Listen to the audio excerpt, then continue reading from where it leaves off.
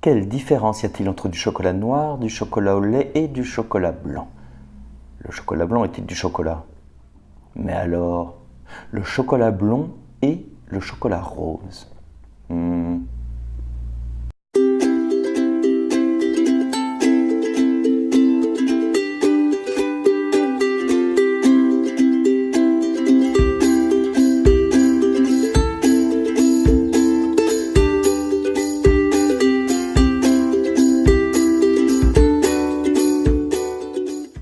Nous connaissons tous les trois principaux types de chocolat.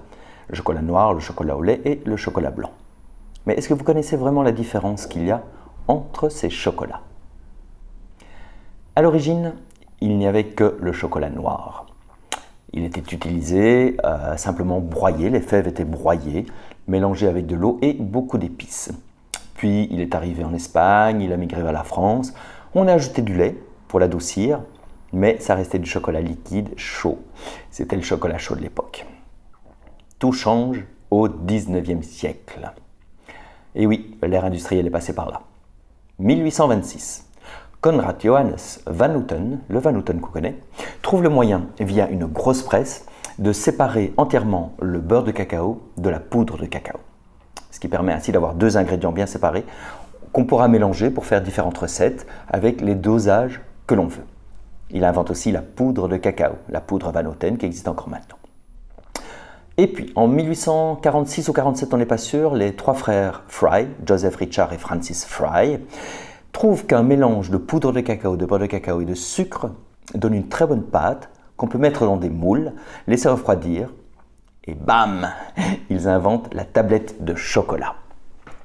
1860, Henri Nestlé parvient à faire une farine lactée à base de lait de vache. Cette poudre sera utilisée par Daniel Peter, un chocolatier suisse, pour, en 1876, créer le chocolat au lait. Il va ajouter la poudre de lait à son cacao et au beurre de cacao. Pour la petite histoire, ils vont s'associer et créer, en 1879, la firme Nestlé. Nous avons donc les deux premiers chocolats connus, le chocolat noir et le chocolat au lait. 1930. Nestlé a un surplus de beurre de cacao. Ah, il voudrait bien en faire quelque chose. Alors il y a déjà les cosmétiques. Oui, les bâtons de beurre de cacao, tout le monde connaît. C'est du vrai beurre de cacao et c'est très bon pour la peau. Mais Nestlé voudrait qu'on le mange. Alors il va créer une recette et il va ajouter à ce surplus de beurre de cacao la poudre de lait, puisqu'il la fabrique lui-même, et du sucre. Et voilà, Nestlé en 1930 crée le chocolat blanc. On résume. On a le chocolat noir. C'est uniquement de la poudre de cacao, du beurre de cacao et du sucre. Puis le chocolat au lait. On ajoute de la poudre de lait. Cacao en poudre, beurre de cacao, sucre et poudre de lait. Et si on retire la poudre de cacao, il nous reste le beurre de cacao, le sucre et la poudre de lait. On a le chocolat blanc.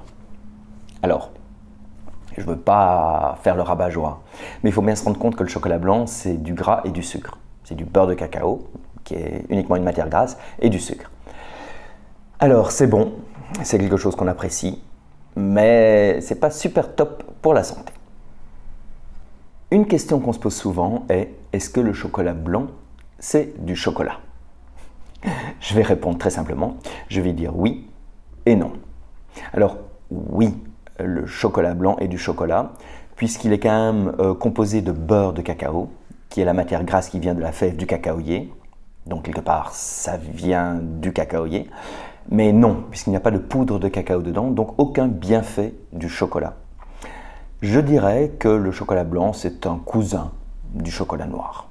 Voilà. Maintenant, on va un peu parler des ingrédients, des quantités, des pourcentages. Alors, les chiffres que je vais vous donner, c'est une norme plus ou moins mondiale, mais ça change selon les pays, selon les régions. L'Europe, l'Amérique, l'Asie ne vont pas avoir les mêmes quantités. Mais en gros, on part sur ces bases-là.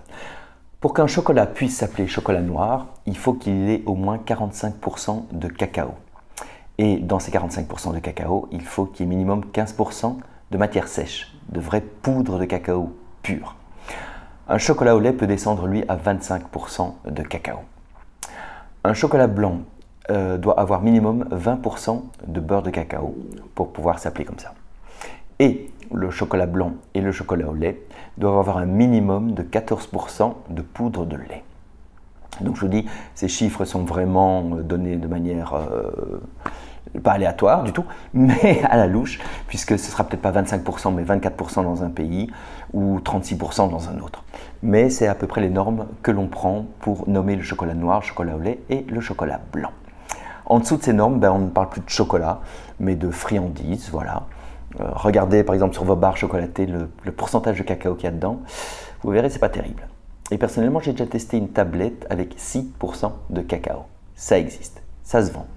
C'est dégueulasse, mais ça se vend. Alors, par contre, on a les 3 chocolats, noir, lait, blanc. Mais c'est quoi le chocolat blanc et le chocolat rose, le 4e et le 5e? Le chocolat blanc. Le chocolat blanc est une invention, une trouvaille de Frédéric Baud, célèbre pâtissier et chocolatier, qui un jour, faisant une démonstration avec du chocolat blanc, a oublié ce chocolat dans une bassine, sur une source de chaleur. Il est revenu quelques heures après et il a trouvé un chocolat qui n'avait pas cramé du tout, mais qui avait caramélisé. Il était devenu blond, une nouvelle couleur, et un goût assez beurré et sucré. Le chocolat, il l'a travaillé avec Valrhona, une célèbre maison française de chocolat, et il aura fallu 8 ans pour trouver une méthode industrielle pour pouvoir vendre ce chocolat.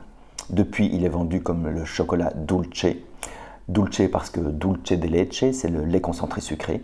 Il en a un peu la couleur et le goût. C'est le 4e chocolat, le chocolat blanc. Et puis, le chocolat rose. Alors, le chocolat rose est un chocolat qui a été présenté en 2017 par Barry Callebaut, autre grand fournisseur mondial de chocolat. Il aura fallu 13 ans à Barry Callebaut pour avoir ce nouveau chocolat, cette 5e couleur de chocolat. En 2004, il plante de nouveaux cacaoyers, dont les fèves sont vraiment roses. Et puis, il y a une méthode industrielle inconnue, un truc qu'on ne connaît pas, et qui reste vraiment secret.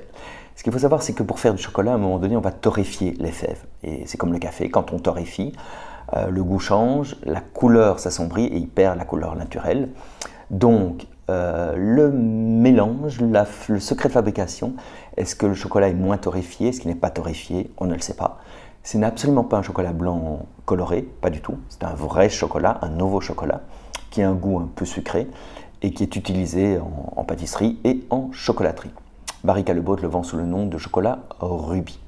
Voilà, vous savez maintenant quels sont les 5 chocolats, les 3 qu'on connaît bien, les 2 petits nouveaux. Si vous avez aimé cette vidéo, n'oubliez pas de faire un like et abonnez-vous à ma chaîne si tout comme moi vous aimez le monde merveilleux du chocolat.